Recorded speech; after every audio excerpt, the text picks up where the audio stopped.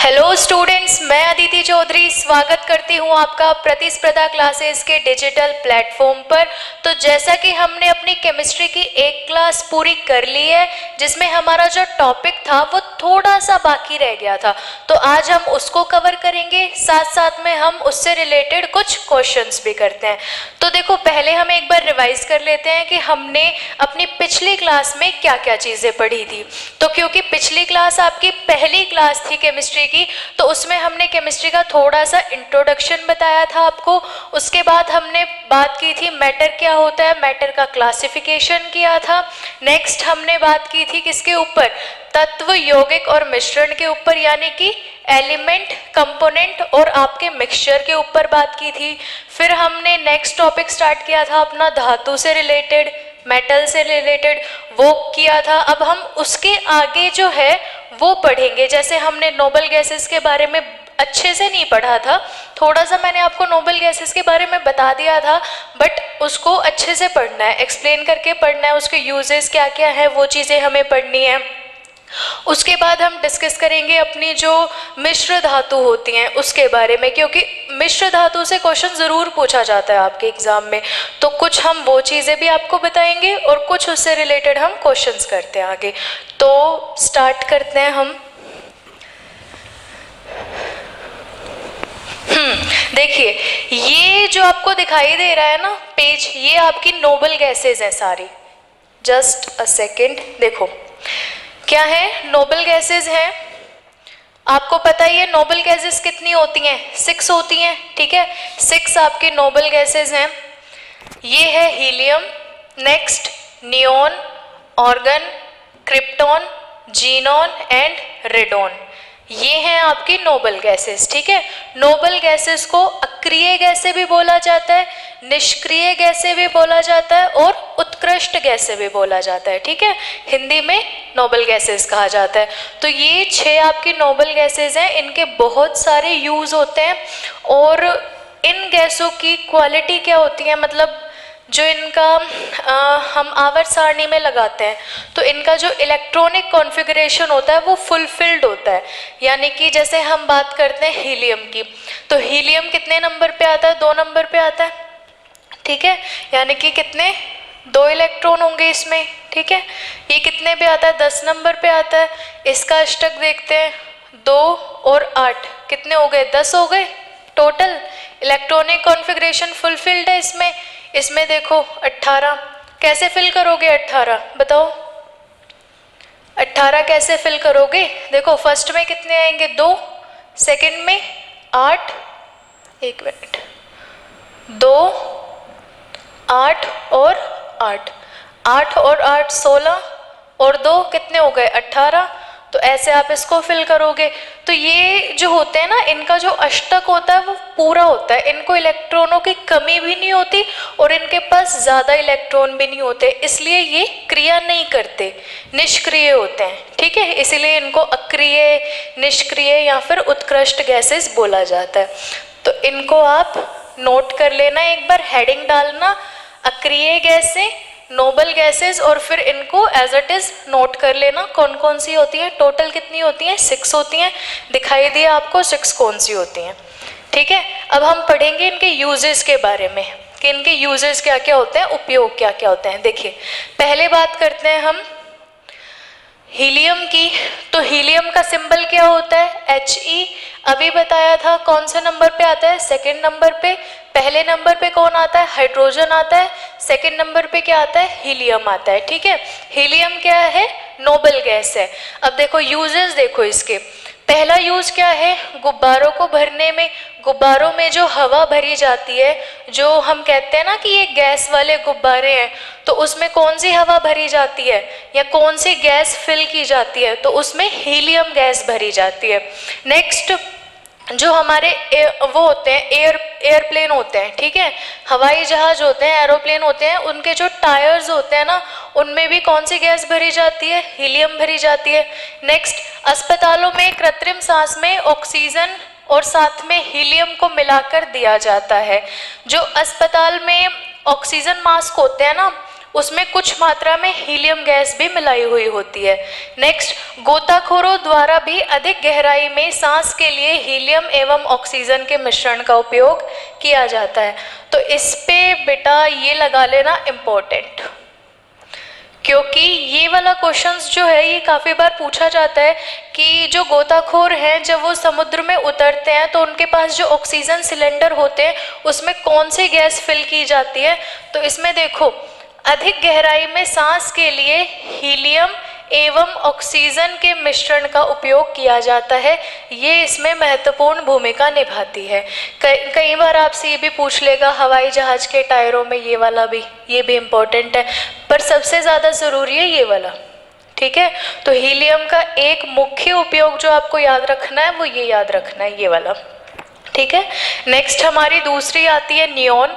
तो नियॉन में हम उपयोग देखते हैं, हवाई अड्डों पर विमान चालकों को संकेत देने के लिए यूज किया जाता है, क्योंकि कोहरे में ये अधिक चमकती है, यानी कि इसका प्रकाश अधिक चमकता है। देखो, जब जो विमान होते हैं, जो जैसे आपके हवाई जहाज हो गए, ऊपर जो और भी विमान उड़ते हैं, तो उसमें क्या होता है कि जब काफ़ी ज़्यादा कोहरा होता है ना, तो उसमें हम इसको यूज़ करते हैं। ठीक है, काफ़ी ज़्यादा कोहरे में इसको यूज़ किया जाता है, क्योंकि ये क्या होता है, चमकता है, इस वजह से। नेक्स्ट देखते हैं, आगे देखिए, अब आ गए हैं ऑर्गन पर। तो हीलियम हो गया, नियॉन हो गया, ऑर्गन की बात करते हैं। सबसे ज़्यादा जो अक्रिय गैस है जो हमारे वायुमंडल में पाई जाती है वो ऑर्गन है। इसके बाद इसका जो यूज़ है वो मिश्र धातुओं की वेल्डिंग में, आर्क वेल्डिंग में और बिजली के बल्ब को भरने में यूज़ किया जाता है। ठीक है, इसमें से ऐसा कोई क्वेश्चन आता नहीं है। क्वेश्चन ये आता है कि वायुमंडल में सबसे ज़्यादा पाई जाने वाली अक्रिय गैस का नाम बताइए, तो उसमें बस आपको ऑर्गन लिखना है। ठीक है, नेक्स्ट है क्रिप्टॉन। क्रिप्टॉन का जो यूज़ है वो ये है कि बिजली के बल्ब में, फोटोग्राफी में या फिर लेज़र लाइट्स वगैरह जो होती हैं उसमें क्रिप्टॉन का यूज़ किया जाता है। नेक्स्ट है जीनॉन, है ना। जीनॉन की जो इम्पोर्टेंट चीज़ है वो ये है कि जीनॉन पूछा ही ऐसे जाता है कि स्ट्रेंजर गैस का नाम बताइए। स्ट्रेंजर गैस किसे कहते हैं? तो स्ट्रेंजर गैस कहते हैं जीनॉन को। इसका सबसे ज़्यादा जो यूज़ होता है वो होता है यौगिक बनाने में, यानी कि ये वो अक्रिय गैस है जो सबसे ज़्यादा यौगिक बनाती है। ठीक है, पहली इंपॉर्टेंट चीज़ स्ट्रेंजर गैस है, दूसरी इंपॉर्टेंट चीज़ कि सबसे ज़्यादा यौगिक बनाती है। Helium, neon, organ, krypton, xenon, radon में से सबसे ज़्यादा यौगिक आपकी जीनॉन बनाती है। लास्ट हमारा है रेडॉन। रेडॉन में देखिए रेडियो सक्रिय तत्व है। ठीक है, रेडियो एक्टिवता रखते हैं अपने अंदर। उपयोग क्या है? रेडियोथेरेपी के रूप में कैंसर के इलाज में इसका यूज़ किया जाता है। इम्पोर्टेंट है कि आपकी जो अक्रिय गैसें हैं उसमें ऐसा कौन सा तत्व है जो कैंसर के इलाज में जिसका उपयोग किया जाता है। तो कैंसर के इलाज में उपयोग किसका किया जाता है? आपके रेडॉन का यूज किया जाता है। ठीक है, नेक्स्ट देखते हैं। अब आगे बात करते हैं यहाँ पे। नेक्स्ट देखिए, ये आपकी पीरियोडिक टेबल है। मैंने लास्ट टाइम भी आपको इसके बारे में थोड़ा बहुत समझाया था।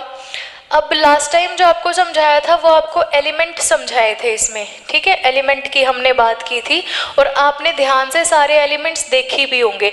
अब हम एक बार नज़र मार के ये देख लेते हैं कि इसमें से धातु, अधातु और उपधातु कौन कौन सी हैं हमारी, क्योंकि हमने धातु का जो मटेरियल था वो हमने लास्ट क्लास में पढ़ लिया था। ठीक है, अधातु इसमें मैं आपको बता देती हूँ। बाकी धातु की जो गुण होते हैं, विशेषताएं होती है, उनसे जस्ट अपोजिट विपरीत आपकी अधातुओं के गुण होते हैं। उसके बाद एक बार हम यहाँ पे डिस्कस कर लेते हैं आवर्त सारणी में। देखिए, जस्ट अ सेकेंड।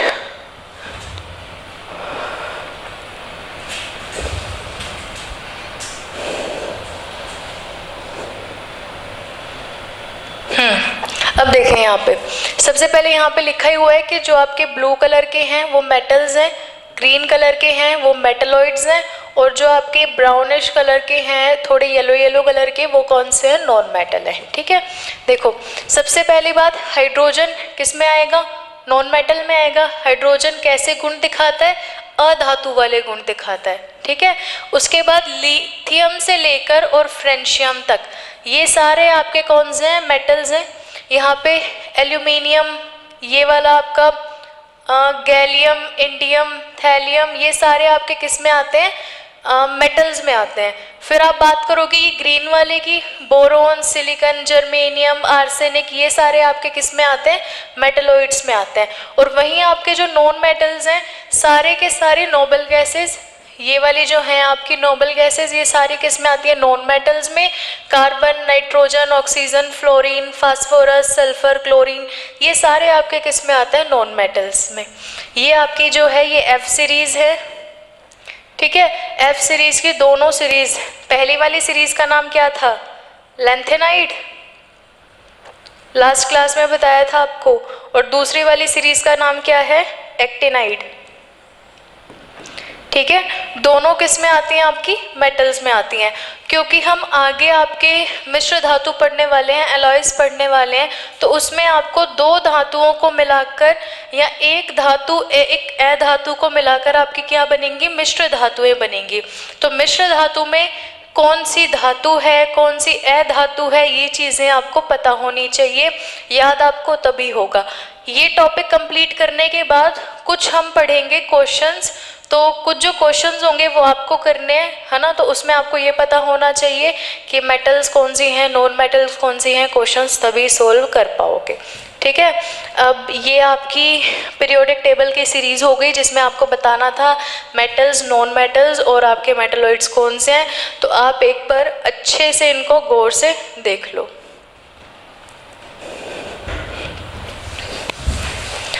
ठीक है।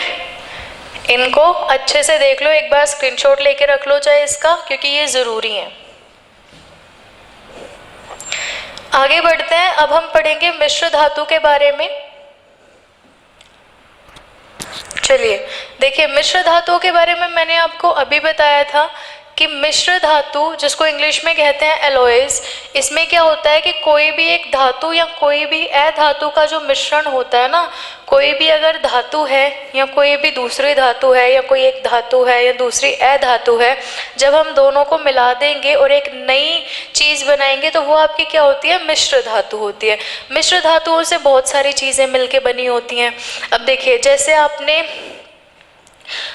एक आपने कोई दूसरी धातु ली, ठीक है, एक आपने दूसरी धातु ली, जब आपने दोनों को मिला दिया और एक नई चीज़ बना दी, तो जो उसके गुण होंगे वो अलग होंगे।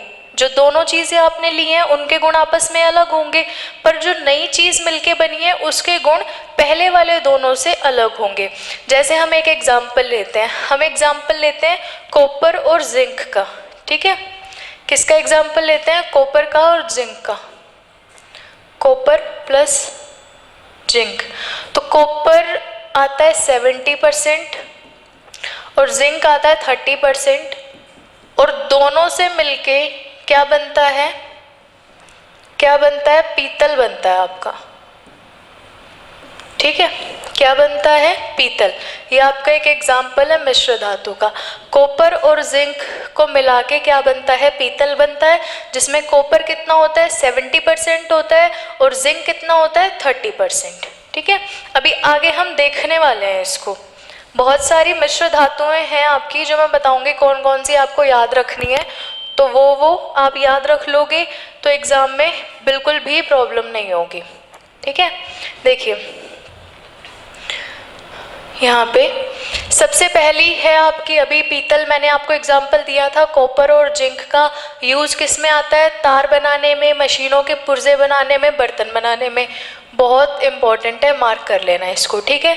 नेक्स्ट है आपका कांसा, जिसे इंग्लिश में बोला जाता है ब्रॉन्ज। ब्रॉन्ज किससे मिलके बना होता है? कॉपर से और टिन से। देखो साथ साथ में ना इनके थोड़े से सिंबल भी याद रखना, ठीक है। जैसे आपका कॉपर का क्या होता है? Cu और जिंक का क्या होता है? Zn। उसके बाद कॉपर का क्या? Cu और टिन का होता है Sn, ठीक है। नेक्स्ट सोल्डर, सेकंड भी इम्पोर्टेंट है इसमें। अब बात करते हैं सोल्डर की, तो टिन और लेड मिलके बना होता है। गन मेटल कॉपर, टिन और जिंक से मिलके बना होता है। डच मेटल कॉपर जिंक से मिलके बनता है। बेल मेटल कॉपर और टिन से मिलकर बनता है। एल्यूमिनियम ब्रॉन्ज होता है वैसे तो। एल्यूमिनियम ब्रॉन्ज कॉपर और एल्यूमिनियम से मिलके बनता है, कॉपर और एल्यूमिनियम से, ठीक है। नेक्स्ट है जर्मन सिल्वर, ये भी इंपॉर्टेंट है। जर्मन सिल्वर कॉपर जिंक और निकल से मिलके बनता है, कॉपर Cu, जिंक Zn और निकल Ni। वैसे तो लिखा हुआ है यहाँ पे ब्रैकेट में कॉपर 90%, 60%, जिंक 20%, निकल 20% लिखा हुआ है। नेक्स्ट कॉन्स्टेंटन स्टेनलेस स्टील याद करना है। स्टेनलेस स्टील किससे मिलके बनता है? आयरन, क्रोमियम, निकल और कार्बन से। परसेंटेज आपको याद नहीं रखनी कि परसेंटेज हमने कितनी कितनी ली है, बस ये चीज़ें आपको याद रखनी है कि किन किन चीज़ों से मिलके बना हुआ है। नेक्स्ट है एल्निको, मैग्नीशियम। उसके बाद ये सारे इसके यूजेज हैं, यूजेज याद कर लोगे तो बहुत अच्छी बात है। ज़्यादा याद करने वाली चीज़ें हैं नहीं। देखो पहले के दोनों याद करने हैं, उसके बाद ये दोनों और फिर ये लास्ट वाला 10 वाला, तो टोटल कितने हो गए? 12 में से आपको 5 ही लर्न करने हैं, ठीक है। आपके एग्जाम में जो ज़्यादा पूछे जाते हैं वही चीज़ें आपको याद करनी है। नेक्स्ट देखते हैं, थोड़े से और बचे हुए हैं इसमें आगे। देखिए ड्यूरेलुमिन एल्यूमिनियम, कॉपर, मैग्नीशियम से मिलके बनता है। मोनल मेटल कॉपर, निकल और लोहे से मिलके बनता है। डच मेटल कॉपर और जिंक का मिश्रण होता है। डच मेटल ये वाला, ठीक है, ये ज़रूरी है। निकल steel, manganese steel, chromium steel ये नहीं है इतना ज़रूरी। डच मेटल और नाइक्रोम, ये दोनों। नाइक्रोम में निकल, लोहा, क्रोमियम, कार्बन, मैग्नीज और जिंक। इसमें SiO2 भी है, थोड़ा सा ये भी मिलाया जाता है, ठीक है। ये ऐसे लिखना SiO2, ठीक है। ये है, इनके यूजेस आपको याद रखने हैं साथ साथ में। तो ये कुछ मिश्र धातुएं थी आपकी, कुछ भी नहीं है, इतना समझने वाला कोई पोर्शन नहीं है। सिर्फ 2 धातुओं या एक धातु और एक अधातु को मिलाकर जब एक नया सब्सटेंस बनाया जाता है तो उसे मिश्र धातु कहते हैं। और ये सिर्फ एग्जाम में ऐसे पूछा जाता है आपका कि जो कॉपर की जो मिश्र धातु है वो कौन कौन सी है ना। जस्ट अ सेकेंड, देखिए सबसे पहले ये पूछा जाता है कि जो आपका पीतल है ये किससे मिलके बना हुआ है, किसकी मिश्र धातु है। तो पीतल किसकी मिश्र धातु है? कॉपर की और जिंक की। ये ज़रूरी नहीं है कि आपसे ये पूछे कि कॉपर कितना लिया जाता है और जिंक कितना लिया जाता है, ये नहीं पूछा जाता, ठीक है। आगे बढ़ते हैं अब इसके बाद, कुछ होगा तो। हाँ जी, चलिए क्वेश्चंस स्टार्ट हो गए हैं आपके। जो आपका टॉपिक था वो कंप्लीट हो गया, अब हमें क्वेश्चंस के आंसर्स देने हैं, ठीक है। क्वेश्चंस के आंसर्स आप तभी दे पाओगे जब आपने फर्स्ट वाली जो वीडियो है हमारी इससे पहले वाली वो आपने देखी होगी, तभी आप इन क्वेश्चंस के आंसर कर पाओगे, ठीक है। चलिए देखते हैं, ये लिखा हुआ है एल्यूमिनियम, फॉस्फोरस, कैल्शियम तथा पोटेशियम में से कौन सा तत्व एक धातु नहीं है। अब अगर आपने धातु पढ़े होंगे तो ही तो आपको पता होगा, है ना, कि कौन सा नहीं है, क्योंकि ये भी तो पता होना चाहिए कि धातुएं कौन कौन सी होती हैं। देखो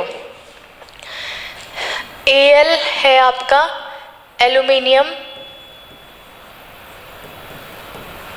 है ना, और P क्या है? P है फास्फोरस। ये आपको याद करने हैं सिंबल, Ca कैल्शियम। जो ज़्यादा पूछे जाते हैं वो तो आपको याद होने ही चाहिए। और K है पोटेशियम,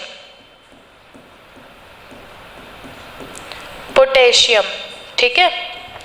अब इसमें से बताना है कि धातु नहीं है, यानी कि कौन कौन सी धातु है, जैसे पोटेशियम है या फिर एल्यूमिनियम है या फिर कैल्शियम है। ये जो तीनों है ना हमारे पास, ये क्या है? धातुएं हैं। और अधातु कौन सी है इसमें से? फास्फोरस। ये हमारे पास अधातु है, ये वाला आंसर है इसका। यानी कि एल्यूमिनियम, फास्फोरस, कैल्शियम और पोटेशियम में से धातु नहीं है। कौन सी धातु नहीं है? फास्फोरस धातु नहीं है। ठीक है, नेक्स्ट आगे बढ़ते हैं इसमें। नेक्स्ट क्वेश्चन है, जस्ता, फास्फोरस, सल्फर एवं ऑक्सीजन में से किसको पीटकर पतली चादर में परिवर्तित किया जा सकता है? पतली चादर में परिवर्तित किया जा सकता है। पतली चादर में परिवर्तित करना कौन सा गुण कहलाता है? पीटकर लिखा हुआ है यहाँ पे, नोट्स में भी आपको लिखवाया था। पीटकर पतली चादर में परिवर्तित करना कौन सा गुण कहलाता है? आघात वर्धनता का गुण कहलाता है।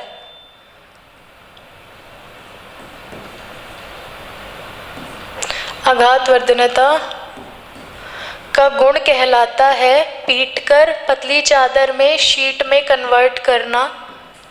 ठीक है, किसमें होता है? धातुओं में होता है। धातुओं में पाया जाता है आघात वर्धनता का गुण। अब देखो, जस्ता मतलब जिंक, ठीक है, फास्फोरस, सल्फर और ऑक्सीजन, इनमें से कौन सी धातु है तो उसमें ये वाला गुण पाया जाएगा, उसको हम पीटकर चादर की फोम में परिवर्तित कर सकते हैं। तो देखो, फास्फोरस भी नॉन मेटल है, सल्फर भी नॉन मेटल है और ऑक्सीजन भी नॉन मेटल है। मेटल कौन सी है? जिंक। तो किस में पाया जाएगा? जस्ता में। ठीक है, आगे बढ़ते हैं इसमें नेक्स्ट क्वेश्चन पर। नेक्स्ट क्वेश्चन है, ऊष्मा का एक कुचालक धातु। ऊष्मा का एक कुचालक धातु, ऊष्मा का एक कुचालक धातु बताइए। यानी कि कुचालक है और धातु भी है।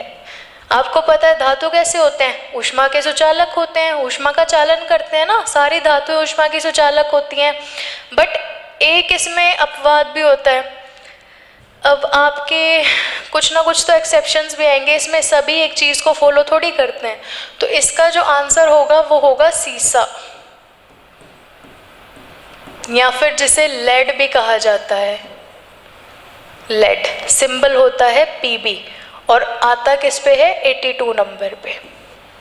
ठीक है, ऊष्मा का कुचालक धातु सीसा। होता क्या है? धातु होता है बट कुचालक होता है ऊष्मा का।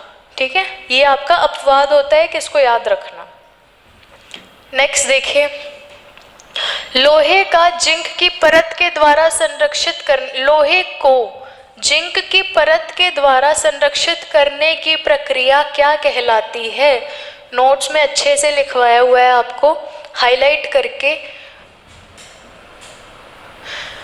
ठीक है, इसको देखो, जब हम लोहे के ऊपर जिंक की परत चढ़ा देते हैं, जस्ते की परत चढ़ा देते हैं ताकि उस पर जंग ना लगे, वो आपके संक्षारण से सुरक्षित रहे, जंग लगने से बचाने के लिए जिंक की परत चढ़ाते हैं, तो उसको हम क्या कहते हैं? इसको हम कहते हैं यशद लेपन। ठीक है, इसको हम गैल्वेनीकरण भी कहते हैं, या फिर गैल्वेनाइजेशन भी आप कह सकते हो। लोहे पर जिंक की परत लगा के उसको संरक्षित करने की जो प्रक्रिया होती है उसको यशद लेपन या फिर गैल्वेनीकरण कहा जाता है। ठीक है, चलिए नेक्स्ट क्वेश्चन। नेक्स्ट है हमारे पास, लकड़ी, ग्रेफाइट तथा हीरा में से कौन सा एक विद्युत का सुचालक है? कौन सा एक विद्युत का सुचालक है? तो विद्युत का सुचालक कौन होता है? विद्युत का सुचालक कौन होता है? कोई धातु होती है। अब इसमें देखो, लकड़ी अधातु है, ग्रेफाइट भी अधातु है, हीरा भी अधातु है, तीनों ही नॉन मेटल है। तो सुचालक कौन सा होगा फिर? सोचने वाली बात है ना कि सुचालक तो कौन होते हैं? धातु होते हैं। अब जैसे अभी हमने पढ़ा, लेड के बारे में पढ़ा ना, सीसा के बारे में पढ़ा अभी हमने, तो वो भी एक अपवाद था। ऐसे इसमें भी एक अपवाद है। इसमें जो आपका ग्रेफाइट है ना, ये है तो नॉन मेटल, क्या है? अधातु है। ठीक है, बट ये क्या करता है? विद्युत का चालन करता है।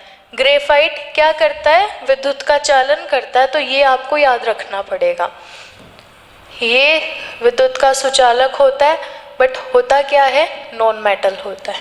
ठीक है, हीरा आपका नॉन मेटल होता है, ये आपको याद रखना है। हीरा और ग्रेफाइट काफ़ी बार पूछे जाते हैं कि विद्युत का चालक कौन करता है, तो जो ग्रेफाइट होता है वो विद्युत का चालन करता है।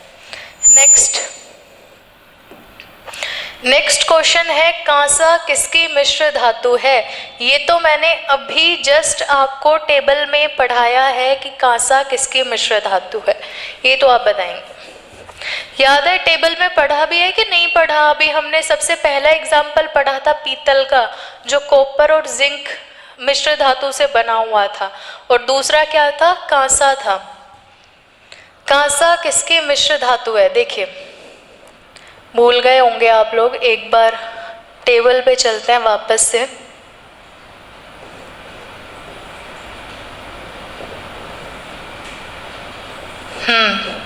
कांसा देखिए लिखा हुआ है ना, ब्रोंज किसकी मिश्र धातु है, कॉपर की और टिन की। कॉपर कितना होता है, 80% होता है, टिन कितना होता है, 10% होता है। क्या बनाने में काम आता है, बर्तन, सिक्के, घंटी और मूर्तियां बनाने में काम आता है। ठीक है, अब बोलोगे इसमें देखो एक चीज़ ये भी देखो कि इसमें 80% तो कॉपर हो गया, टिन 10% हो गया, तो ये तो 90% ही हुआ, 100% तो हुआ ही नहीं।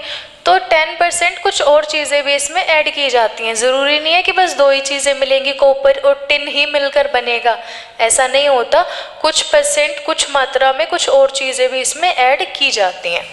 ठीक है, तो हमें बस अपने क्वेश्चन का आंसर मिल गया। क्वेश्चन क्या था, कांसा किसकी मिश्र धातु है, तो कॉपर और टिन की मिश्र धातु है। ये हो गया था। ये था हमारे पास, ये हमें मिल गया किसकी, जस्ट सेकंड, कॉपर की और टिन की मिश्र धातु है आपकी। ठीक है, टिन, ये कितना था 80% और ये कितना था आपका 10%। तो ये क्वेश्चन भी कंप्लीट हो गया। नेक्स्ट आगे बढ़ते हैं अब। हाँ जी, नेक्स्ट है, लोहा, एल्यूमिनियम, चांदी एवं तांबा में से किस धातु में अधिकतम ऊष्मा चालकता होती है। ये तो हमें पता है, सबसे अधिक ऊष्मा चालकता किस में होती है, चांदी में होती है। अगर हम चांदी और तांबे को लेते हैं, ठीक है, तो उसमें से कौन सा ज़्यादा होगा, चांदी ज़्यादा होगी। तो इसमें जो हमारा आंसर है वो है चांदी। ठीक है, जिसको हम शो करते हैं AG से, क्योंकि इसको अर्जेंटम बोला जाता है, इसलिए हम इसको AG से शो करते हैं। होता क्या है, चांदी। ठीक है, तो ये अधिकतम ऊष्मा की क्या होती है, सुचालक होती है सबसे ज़्यादा, इसलिए इसका आंसर क्या हुआ, चांदी। आगे बढ़ते हैं इसमें। नेक्स्ट है, फ्यूज तार किस मिश्र धातु के बने होते हैं। फ्यूज तार किस मिश्र धातु के बने होते हैं, ये क्वेश्चन बताइए मुझे आप। ये तो मैंने आपको टेबल में नहीं लिखवाया है, ये आपको बताना पड़ेगा किसके बने होते हैं, है ना। तो हम नेक्स्ट पे चलते हैं। इसका आंसर आप मुझे कमेंट में करके बताओगे, ठीक है, कि इसका आंसर क्या है। फ्यूज तार किस मिश्र धातु के बने होते हैं। आगे चलते हैं। मिश्र धातु के रूप में सोने को कठोर करने के लिए कौन सी धातु मिलाई जाती है। तो मिश्र धातु में सोने को कठोर करने के लिए जो धातु मिलाई जाती है वो है कॉपर। ठीक है, कुछ मात्रा में कॉपर को मिलाया जाता है इसमें। नेक्स्ट,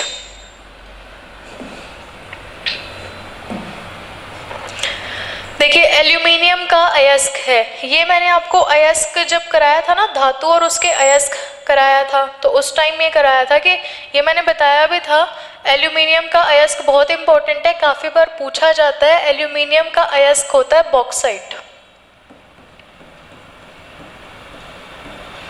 बॉक्साइट, ठीक है, ये एल्यूमिनियम का अयस्क होता है। आगे बढ़ते हैं इसमें। नेक्स्ट है तरल अवस्था में पाई जाने वाली अधातु। ये भी आपको आपकी फर्स्ट क्लास में कराया हुआ है कि वह तरल अवस्था में यानी कि कमरे के ताप पर द्रव अवस्था में पाई जाने वाली अधातु कौन सी है। तो ये आपकी होती है ब्रोमीन। कौन सी होती है? ब्रोमीन।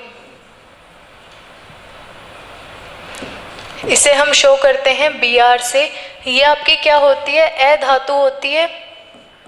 और अगर मैं आपसे पूछूं तरल अवस्था में पाई जाने वाली धातु, तो धातु कौन सी होगी? कौन सी होगी? मरकरी, जिसे हम लिखते हैं Hg से। ठीक है, ये किस पे होती हैं? कमरे के ताप पे होती हैं। कमरे के ताप पर तरल अवस्था में या फिर द्रव अवस्था में, कमरे का ताप 25 डिग्री सेल्सियस या फिर 298 केल्विन, ये कमरे का ताप होता है। चलिए नेक्स्ट है क्वेश्चन, सीसा का सबसे महत्वपूर्ण अयस्क है। सीसा का सबसे महत्वपूर्ण अयस्क, सीसा मतलब लेड, अभी बताया था कुछ देर पहले। लेड का सिंबल Pb किस पे आता है? 82 नंबर पे आता है। लेड का महत्वपूर्ण अयस्क क्या होता है? गैलेना। ठीक है, गैलेना, जिसे हम लेड ग्लांस भी बोलते हैं। लेड ग्लांस भी बोला जाता है। ठीक है, और इसका फॉर्मूला होता है Pbs। ये इसका फॉर्मूला होता है Pbs। ठीक है, यानी कि लेड का सबसे महत्वपूर्ण अयस्क पूछा है, कौन सा होता है? गैलेना। गैलेना को लेड ग्लांस भी कहते हैं, फॉर्मूला होता है Pbs। आगे बढ़ते हैं नेक्स्ट क्वेश्चन पर। नेक्स्ट क्वेश्चन है, लोहे का शुद्धतम रूप कौन सा है? बिल्कुल आसान क्वेश्चन है, 1 मिनट।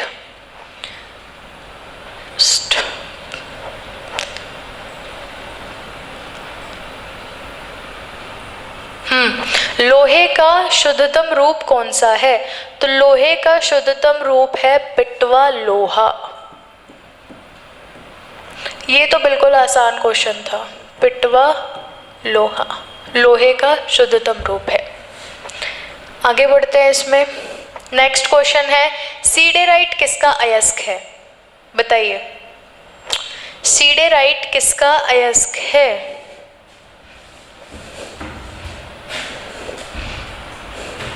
अयस्क पढ़े थे आपने, पूरी टेबल करवाई थी मैंने आपको कंप्लीट कि ये धातु है, ये इसका अयस्क है।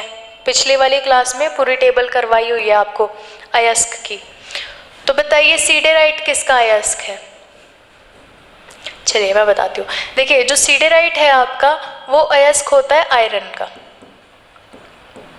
ठीक है, आयरन जो आपकी धातु है वो किससे निष्कर्षित होती है? सीडेराइट से निष्कर्षित होती है। ये एक अयस्क का नाम है। आयरन का सिंबल होता है Fe। ठीक है, आगे बढ़ते हैं। नेक्स्ट क्वेश्चन, माणिक्य जिसे रूबी भी कहा जाता है और नीलम किसके ऑक्साइड हैं? नीलम और आपका रूबी किसके ऑक्साइड हैं? तो किसके ऑक्साइड हैं ये दोनों, रूबी और नीलम ऑक्साइड हैं एल्यूमिनियम के। एल्यूमिनियम के ऑक्साइड है दोनों। ठीक है, एल्यूमिनियम का अयस्क पूछेंगे तो एल्यूमिनियम के अयस्क का नाम क्या है? बॉक्साइट। और फॉर्मूला, बॉक्साइट का फॉर्मूला बताइए। बॉक्साइट का फॉर्मूला क्या होता है? कुछ Fe2O3.2H2O यही होता है, पता है या भूल गए हो? चलिए कोई नहीं, बता देते हैं। बॉक्साइट का फॉर्मूला क्या होता है? Fe2O3.2H2O, ये आपके बॉक्साइट का फॉर्मूला होता है। ठीक है, नेक्स्ट आगे बढ़ते हैं। नेक्स्ट क्वेश्चन है, सीमेंट सामान्यतः किसका मिश्रण होता है? ये आंसर मुझे आप बताएंगे। कमेंट्स में कि सीमेंट किसका मिश्रण होता है, सीमेंट में क्या क्या चीज़ें मिलाई होती हैं। आगे बढ़ते हैं। इसमें गंधक, ग्रेफाइट तथा फास्फोरस में से किसको पेंसिलों में प्रयुक्त किया जाता है? गंधक, ग्रेफाइट। गंधक मतलब ये तो आपने केमिस्ट्री में पढ़ा है क्या? गंधक, गंधक क्या होता है? गंधक आपका सल्फर ही होता है। किससे शो करते हैं? एस से। सल्फर को ही गंधक बोला जाता है। ग्रेफाइट और फास्फोरस में से किसको पेंसिलों में प्रयुक्त किया जाता है? तो तीनों में से जो पेंसिलों में प्रयुक्त किया जाता है वो किया जाता है ग्रेफाइट को। ये आपका आंसर है। पेंसिलों की जो वो नोक होती है ना पेंसिल की, तो उसमें क्या होता है? ग्रेफाइट होता है। ठीक है। नेक्स्ट, कास्ट स्पिरिट क्या होती है? कास्ट स्पिरिट, नाम सुना है कास्ट स्पिरिट का? कास्ट स्पिरिट में क्या क्या मिलाया जाता है? देखिए, कास्ट स्पिरिट आपकी होती है मैथिल अल्कोहल। मैथिल अल्कोहल ये आपकी आती है कास्ट स्पिरिट में। ठीक है। नेक्स्ट देखते हैं इसमें अग्निशमन वस्त्र किसके बनाए जाते हैं? तो अग्निशमन जो आपके वस्त्र होते हैं ना वो एस्बेस्टोस के होते हैं। किसके होते हैं? एस्बेस्टोस के। ये आपके मिनरल्स में आते हैं। एस्बेस्टोस के आपके बनाए होते हैं अग्निशमन वस्त्र। अग्निशमन वस्त्र मतलब जो फायरमैन होते हैं उन्होंने पहने हुए होते हैं ना, जिनसे जो उनका स्पेशल सूट होता है जिनसे उनको आग नहीं लगती है। ठीक है। उनका शरीर जो होता है वो आग नहीं पकड़ता। ऐसे वस्त्र जो उनको आग से बचाते हैं वो अग्निशमन वस्त्र होते हैं। वो एस्बेस्टोस के बने हुए होते हैं। लास्ट क्वेश्चन है आपका ये, बॉक्साइट किसका अयस्क है? तो ये तो हम काफ़ी बार पढ़ चुके हैं, अभी हमने पढ़ा था कुछ देर पहले। किसका अयस्क है? एल्यूमिनियम का अयस्क है। ये फॉर्मूला होता है Fe2O3.2H2O। ठीक है। ये आपकी जो आज की टेस्ट सीरीज लगा लो या फिर आपका थोड़ा सा जो टॉपिक था वो हमने कंप्लीट किया। जो हमारी लास्ट क्लास थी उससे कुछ पार्ट बचा हुआ था वो कंप्लीट हो गया है। कुछ हमने अपने टॉपिक से रिलेटेड क्वेश्चंस भी किए हैं। बाकी अलग से भी हम इसके टेस्ट जो आपकी ऑनलाइन टेस्ट सीरीज होगी वो स्टार्ट कराएंगे।